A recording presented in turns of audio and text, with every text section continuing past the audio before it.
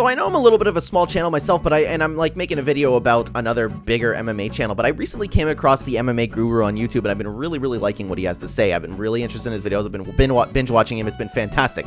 He made a video about Francis Ngannou and why his card isn't stacked up, and I really do think that he's right about this, and I'd love to create my own conversation down here on what you guys think, because there was a lot of interesting talk on his video, a lot of interesting in the comment section. So if you guys want to check out that video and go deeper into what he thinks, I will leave it in the pinned comment for you, so please go check it out, and I'm just going to add to it a little bit on what I personally think. So here's the thing, of course, that Francis Ngannou and Dana White, they've been barking a little bit back and forth for the last little while now, where it's like Dana was like, oh my god, this guy's ego's out of control, he's being misled, and Francis Ngannou thinks that he doesn't like that the interim belt is made. He thinks that he's not being credited enough as a champion. He wants to be paid more.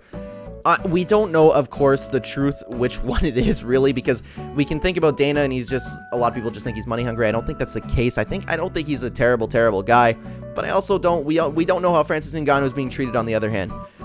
What the MMA Guru said is that, because it seems Dana said that he thinks is the key word. Dana thinks that Ngannou has one more fight after this fight with Ciryl Gane, and people from Francis's team, or at least the general consensus, is that this is his last fight on the contract, and he might leave the UFC after that, and Francis is unhappy he might leave the UFC. That's the general consensus. Of course, we don't know the truth. That's the problem. We don't know what's actually the truth. Anyways, I'm getting a little bit off topic here. What the MMA Guru said was that he believes that the card, like, of course, if you take a look at the Francis Ngannou card versus Ciryl Gane, this card's not that strong. For us hardcore MMA fans, yes, it's a great fight. I want to see every single fight on there. It's fantastic. But it's a pay-per-view card, and you're not going to get very many pay-per-view buys on it. You can see it already. Like, yes, Francis Ngannou himself is a little bit of a star, but you got to think of it from, like, a casual's perspective. How you might want to watch him. Are you more likely to stream this? Because there's no other name on the card. Like, not even close. Maybe Greg Hardy? Even that, I don't even think so. I think Ngannou is literally, I'm not even exaggerating, the only name on the card for someone who wants to buy the pay-per-view card. And what's the history of Francis Ngannou fights? They're like 2 seconds long. Why would you pay for that? A lot of people I can see streaming it. They didn't stack the card with anything else. I can see them. That's because the UFC is self-sabotaging Francis Ngannou's card, and that way, if his contract is up here, he will want more money for negotiations to re-sign with the UFC, of course, because the UFC will want to keep him. They want to keep their heavyweight champion, of course. I do believe that Francis will take the win over Ciryl Gane. That's why I'm saying this. And if he comes to the UFC afterwards and starts talking about, hey, I want more money if I'm going to stay here, or else I'm going to go look otherwise, and then Dana White can come back and say something, hey, this pay-per-view was crap. We got no numbers here. It was one of the lowest pay-per-views in history, because honestly, I can kind of see it. I really can. I can see this pay-per-view not selling well.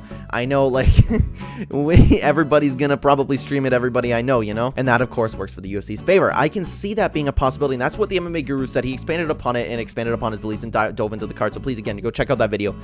But I think he's right. I think he's right, and I'm not one person to say, like, hey, you know what? The UFC's evil. They do all this, and is it really an evil act?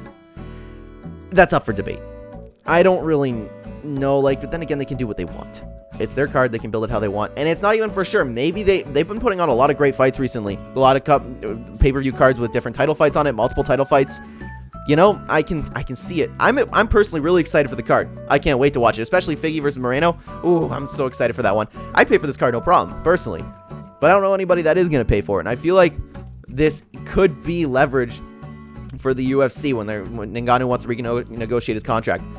It's true. I can see it. I can just see it happening, guys. I would love to know what you think about everything. Thank you so much for watching this video. If you are new here and you enjoy the content, please consider hitting the like button, up with the channel, and subscribe if you're brand new. Check the description down below if you want to watch my other channel, and I'd appreciate it. Comment down below, whatever you want.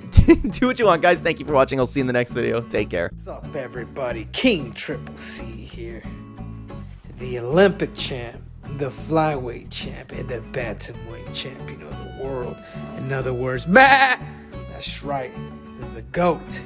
Anyhow, you guys remember to subscribe to Clen on YouTube before Triple C tax that ass.